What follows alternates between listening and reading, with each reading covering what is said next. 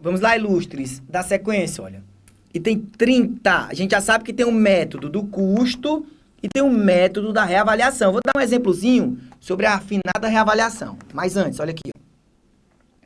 Após o reconhecimento como ativo, um item do ativo mobilizado deve ser apresentado ao custo, menos qualquer depreciação, fica subentendida bem amortização ou exaustão, e perda por redução ao valor recuperável acumuladas, tá certo? Ó, então, na realidade, ó, eu vou ter aqui, ó, no imobilizado. Ah, comprei um imobilizado por 1.000. Vai ter uma depreciação acumulada. Pode ter também uma perda estimada decorrente do impairment, olha. Tá? Esse é o método do custo. Beleza? Método da reavaliação. Olha aqui. Após o reconhecimento como um ativo, o item do ativo mobilizado cujo valor justo possa ser mensurado confiavelmente pode ser apresentado, se permitido por lei, no Brasil não é, mas vamos seguir, pelo seu valor reavaliado, correspondente ao seu valor justo, a data da reavaliação, menos qualquer depreciação e perda por redução ao valor recuperável acumulado subsequentemente.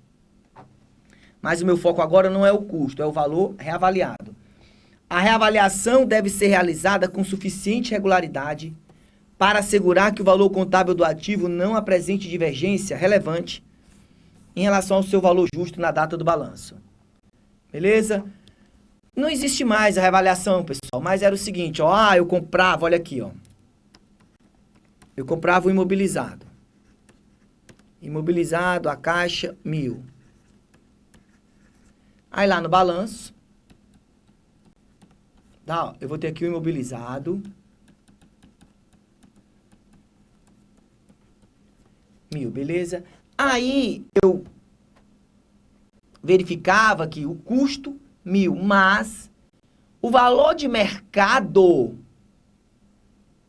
era já 10.000.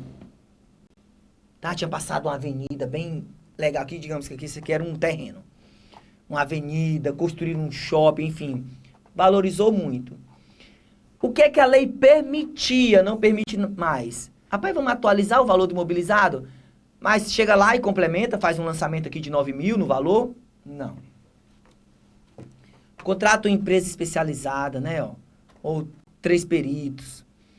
Vão preparar um laudo. Aí esse laudo vai apontar que o valor do imobilizado não é mais 1.000, é 10.000. Levava isso para a Assembleia aprovava, enfim. Opa, vamos atualizar. Aí olha aqui, ó. Aumentava então o valor do imobilizado.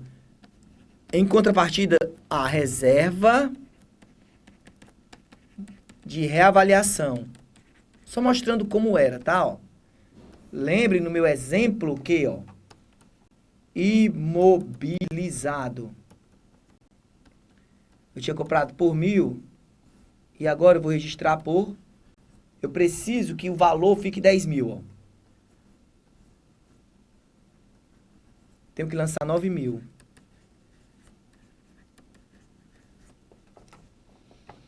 Beleza? Tenho que lançar 9.000. Fazendo aqui o teste psicotécnico, tá? Jóia, ilustres. Aí vamos aqui, ó. Então era isso.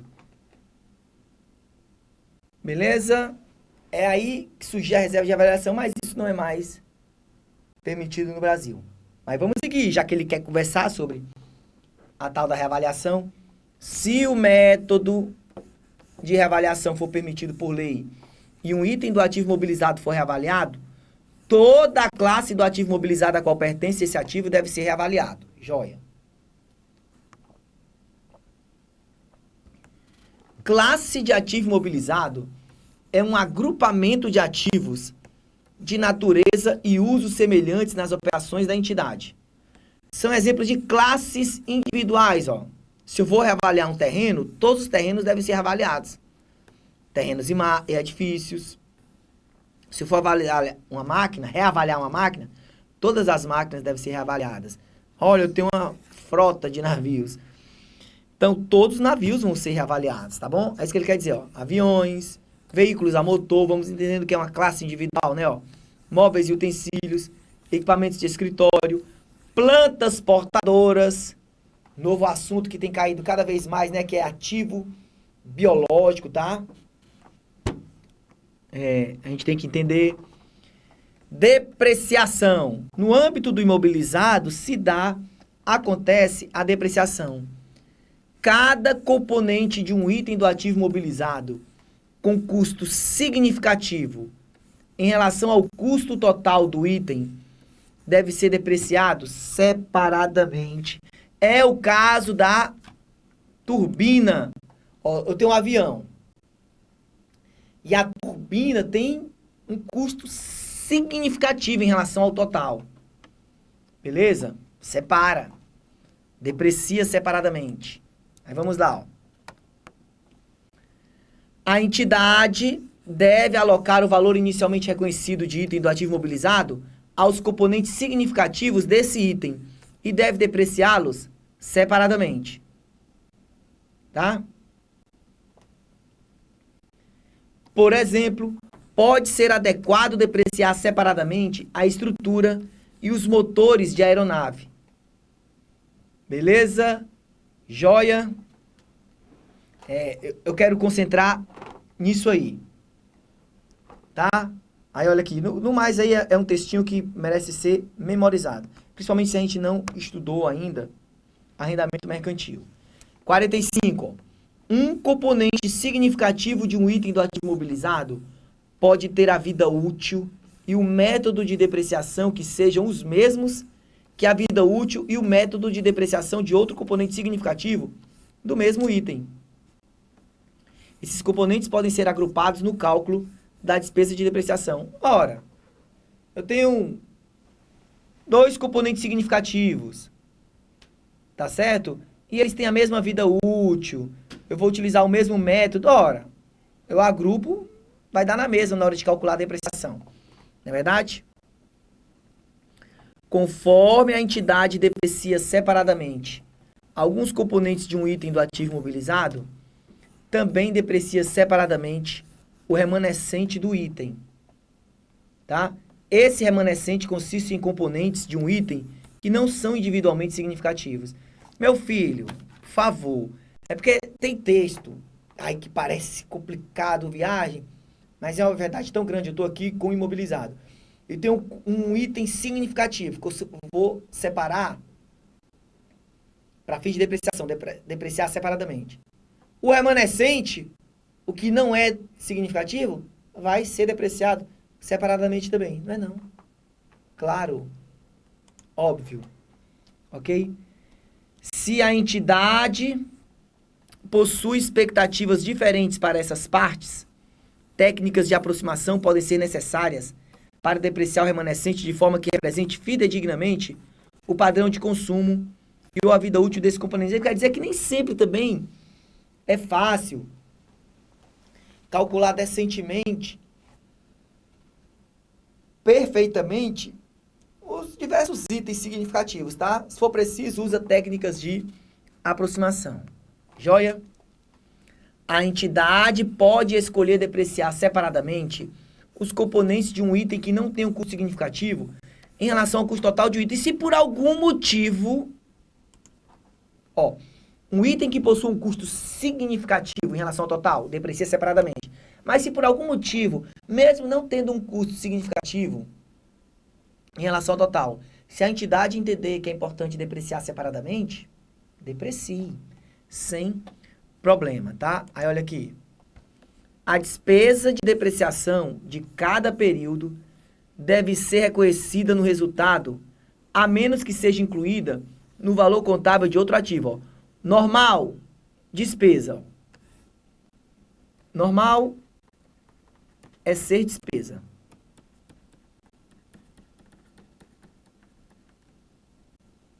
Mas pode ser custo. Depreciação de um ativo utilizado na produção de outros ativos vira custo. Não vai ser despesa. Tá bom? Olha o item 49. a depreciação do período deve ser normalmente reconhecida no resultado. No entanto, por vezes, os benefícios econômicos futuros incorporados no ativo são absorvidos para a produção de outros ativos. É o que ele está detalhando. Ó. Nesses casos, a depreciação faz parte do custo de outro ativo, devendo ser incluída no seu valor contábil. Ok? Beleza? Pura verdade. Por exemplo, a depreciação de máquinas e equipamentos de produção é incluída nos custos de produção de estoque. Tá? De forma semelhante, a depreciação de ativos imobilizados usados para atividades de desenvolvimento pode ser incluída no custo de um ativo intangível. Eu utilizo um determinado equipamento aqui na produção de um intangível. A depreciação desse equipamento vai para o custo do intangível. Tá certo? Olha que legal.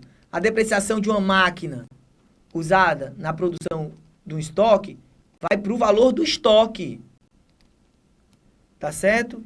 É interessante mesmo, vai para o custo. Mas isso a gente entende perfeitamente lá em contabilidade de custos. Olha, valor depreciável e período de depreciação, olha aqui. O valor depreciável de um item deve ser apropriado de forma sistemática ao longo de sua vida útil estimada. Sim, ó. Eu tenho um valor depreciável de 500 e uma vida útil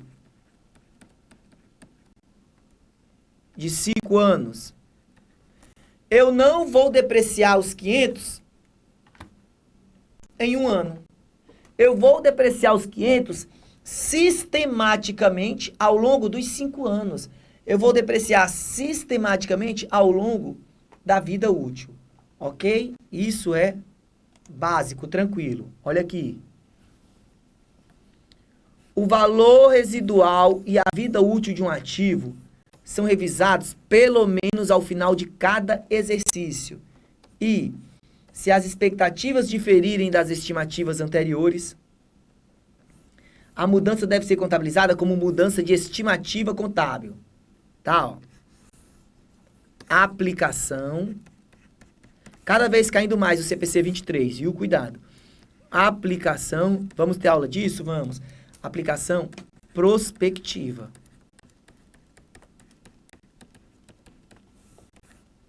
Aplicação prospectiva.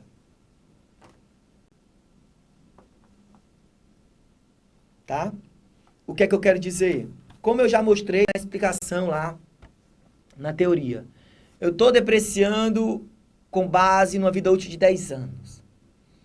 10% ao ano, tá certo? Pensando aqui no método linear. Em determinado momento mudou para vida útil de 5 anos. Então, o que aconteceu? Aconteceu, joia. Eu não vou voltar e retificar, não. Mas é vida nova a partir dessa mudança aqui. Considera o valor contábil do momento como se fosse um novo valor de aquisição, tá certo? E daqui para frente eu deprecio, considerando 5 anos de vida útil. 20% ao ano, beleza? Joia? Então, olha aqui. É a aplicação prospectiva e não retrospectiva, tá? Olha aqui, ilustres, olha. A depreciação é reconhecida mesmo que o valor justo do ativo exceda o seu valor contábil, desde que o valor residual do ativo não exceda o seu valor contábil. Então, olha aqui, ó. Enquanto o valor residual não excede o valor contábil, eu vou depreciando. Isso é normal. A reparação e a manutenção de um ativo não evitam a necessidade de depreciá-lo, ok? Ah, eu fiz uma manutenção. Eu fiz um reparo. Então, pode deixar de depreciar? Não. O valor depreciável de um ativo é determinado após a dedução de seu valor residual. Tá? Verdade. Comprei um bem por 1.000. Ok? Ah, tem um valor residual de 100. Eu vou depreciar 900. Esse vai ser o depreciável. Tá? Na prática, o valor residual de um ativo frequentemente não é significativo e por isso imaterial para o cálculo do valor depreciável. Na prática, no dia a dia das empresas, elas não usam valor residual, tá?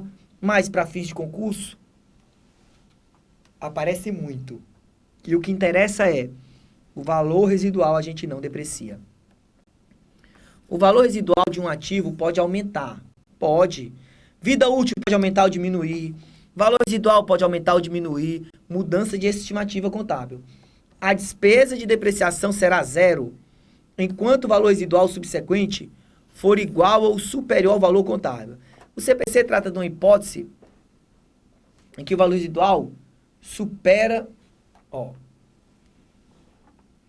o valor contábil, tá? O que interessa é, a partir de quando o valor contábil está igual ao valor residual, não deprecia. Não deprecia. Para. Né, ó. Cessa. Falando em quando é que cessa, né, ó. Vamos lá, ó. A depreciação do ativo se inicia quando? Ó? Quando este está disponível para uso. Ou seja, quando está no local e em condição de funcionamento na forma pretendida pela administração. Tá, e vai até quando?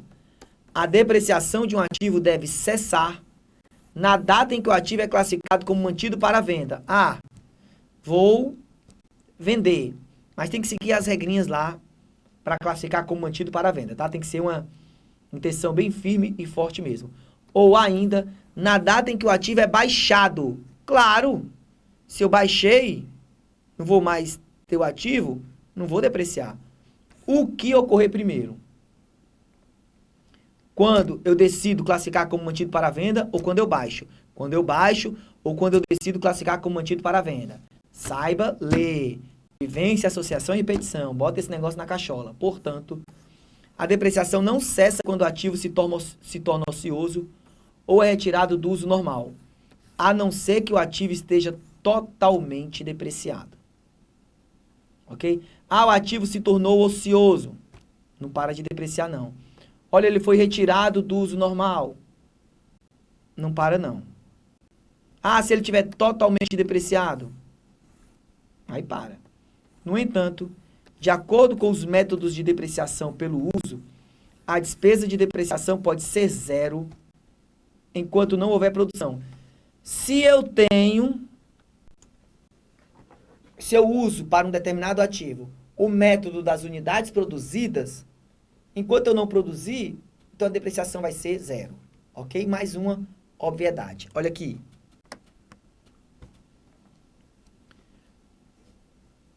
Vamos aqui, ó.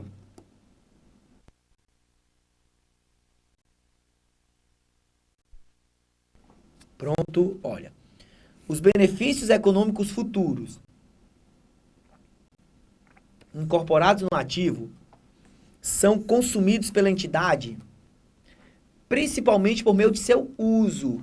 O ativo é uma forma bonita dele dizer, ó, esse benefício econômico sendo consumido, o ativo está perdendo valor. Porém, outros fatores, tais como obsolescência técnica ou comercial e desgaste normal enquanto o ativo permanece ocioso, muitas vezes dão origem à diminuição dos benefícios econômicos que poderiam ter sido obtidos do ativo.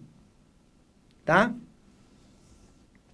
Consequentemente, todos os seguintes fatores são considerados na determinação da vida útil de um ativo. Então, vou levar em consideração na determinação da vida útil, olha, o uso esperado do ativo, que é avaliado com base na capacidade ou produção física esperadas do ativo. Desgaste físico normal esperado, que depende de fatores operacionais, tais como o número de turnos durante os quais o ativo será usado, o programa de reparos e manutenção e o cuidado e a manutenção do ativo enquanto estiver ocioso, obsolescência técnica ou comercial. Rapaz, ficou desatualizado aqui, de modo que não produz. Inventaram outro modo de produção, sabe? Então, houve uma obsolescência técnica. Ficou ultrapassado, o mercado não quer mais isso, né? Ó, proveniente de mudanças ou melhorias na produção, ou de mudanças na demanda do mercado para o produto ou serviço derivado do ativo. Tá? Isso tudo é levado em consideração na hora de determinar a vida útil. Reduções futuras esperadas no preço de venda de item que foi produzido usando um ativo podem indicar expectativa de obsolescência técnica ou comercial do bem, que, por sua vez, pode refletir uma redução dos benefícios econômicos futuros incorporados no ativo. Tá? Joia. Limites legais ou semelhantes no uso do ativo, tais como as datas de término dos contratos de arrendamento mercantil relativos ao ativo. Vou poder usar só até que data? Isso entra na definição da vida útil, sim. A vida útil de um ativo é definida em termos da utilidade esperada do ativo para a entidade. Calma, pessoal, que a gente está vencendo isso aqui, já vai para as questões, tá? Mas não tem para onde correr. Não tem. Vou ficar sempre repetindo isso, é caminho sem volta, cada vez mais sendo cobrado, tá? Texto de CPC. Paciência. Quer se livrar disso? Passa logo. Olha que legal. Usa até como motivador. Tá certo? Então, olha aqui. A vida útil de um ativo é definida em termos da utilidade esperada do ativo para a entidade. A política de gestão de ativos da entidade pode considerar a alienação de ativos após um período determinado ou após o consumo de uma proporção específica de benefícios econômicos futuros incorporados no ativo. Por isso, a vida útil de um ativo pode ser menor do que a sua vida econômica. A estimativa da vida útil do ativo é uma questão de julgamento baseado na experiência da entidade com ativos semelhantes. Pessoal, a definição da vida útil de um ativo é algo que diz respeito à entidade e vai levar em consideração o que é que a gente está lendo aqui nos últimos itens. Vai levar em consideração diversas coisas, diversos fatores, tá? E envolve um julgamento. E leva em consideração, obviamente, a experiência da entidade. Tá certo? Beleza? Então, olha aqui. Por isso, mais do que ninguém, a entidade é que vai dizer a vida útil. Mais do que o fabricante. Mais do que uma publicação técnica, revista especializada, tá certo? Mais do que o fisco, ok?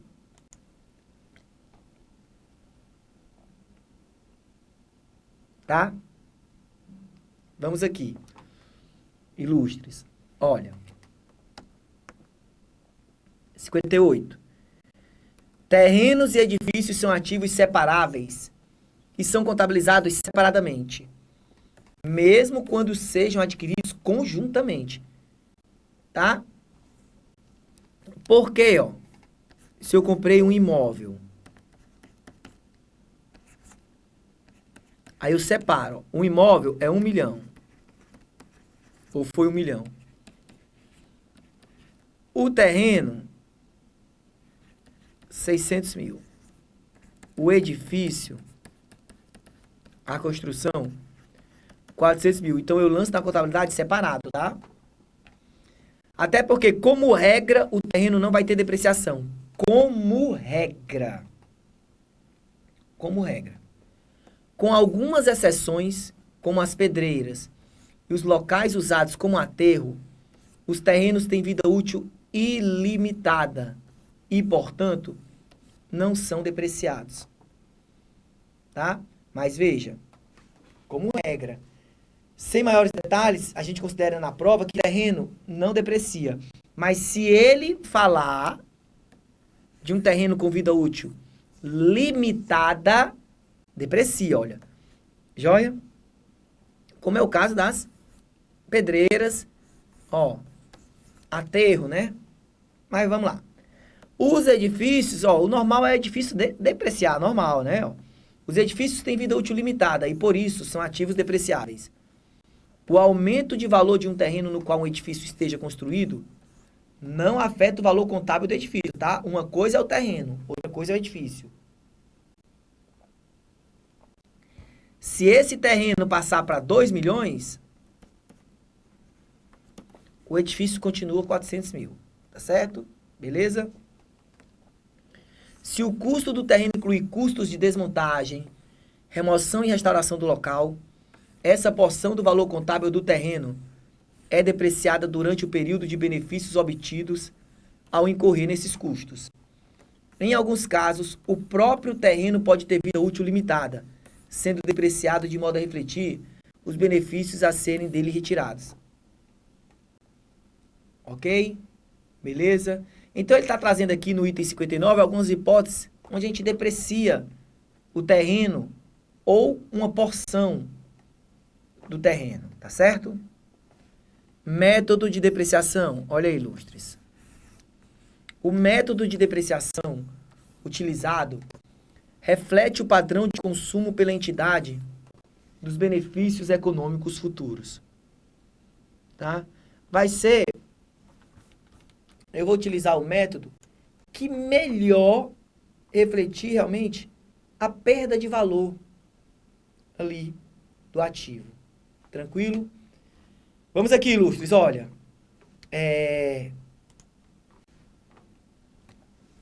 O método de depreciação aplicado a um ativo deve ser revisado pelo menos ao final de cada exercício e, se houver alteração significativa no padrão de consumo previsto, o método de depreciação deve ser alterado para refletir essa mudança. Não tem um compromisso com um determinado método escolhido não, tá? Se entender que precisa mudar, muda. E essa mudança deve ser registrada como mudança na estimativa contábil. Então, tanto faz, olha.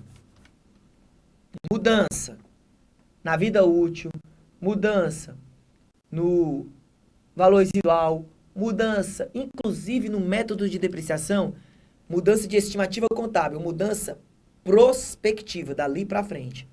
O que aconteceu para trás eu não vou voltar no tempo e consertar não, tá certo? Joia? Então olha aqui.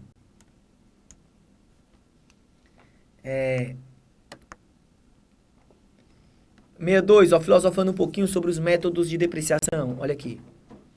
Vários métodos de depreciação podem ser utilizados para apropriar de forma sistemática o valor depreciável de um ativo ao longo de sua vida útil.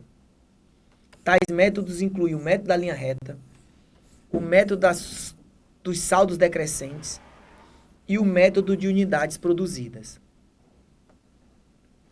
A depreciação pelo método linear resulta em despesa constante durante a vida útil do ativo, caso seu valor residual não se altere. Não é verdade? Método linear, método da linha reta, método das cotas constantes. O método dos saldos decrescentes resulta em despesa decrescente durante a vida útil, que é a soma dos dígitos, saldos decrescentes, tá? O método de unidades produzidas resulta em despesa baseada no uso ou produção esperados. Pronto, ó, tá dizendo na prática como é cada um. A entidade seleciona o método que melhor reflita o padrão do consumo dos benefícios econômicos futuros esperados e incorporados no ativo. Esse método é aplicado consistentemente entre períodos, a não ser que seja necessário mudar, a não ser que exista alteração nesse padrão. Ok? Olha, o método de depreciação que se baseia na receita tem um método, a contabilidade é um mundo, né, pessoal? Existe um método que se baseia na receita, mas o CPC vai justamente torcer o nariz aqui, ó, para esse método. O método de depreciação que se baseia na receita, que é gerada pela atividade que inclui a utilização de ativo, não é apropriado, meu filho. A receita gerada pela atividade que inclui o uso de ativo reflete geralmente outros fatores, além do consumo dos benefícios econômicos do ativo. Por exemplo, a receita é afetada por outros insumos e processos, atividades de venda e mudanças nos volumes e preços de vendas. Tá? O componente de preço da receita pode ser afetado pela inflação, o que não tem qualquer influência sobre a maneira como o ativo é consumido. Sabe o que é que ele está dizendo aí, ó? Inventaram um método de acordo com a receita. Ah, esse equipamento vai produzir um produto que vai ser vendido, gerar receita. Vamos depreciar seguindo uma proporção de acordo com a receita gerada? Não.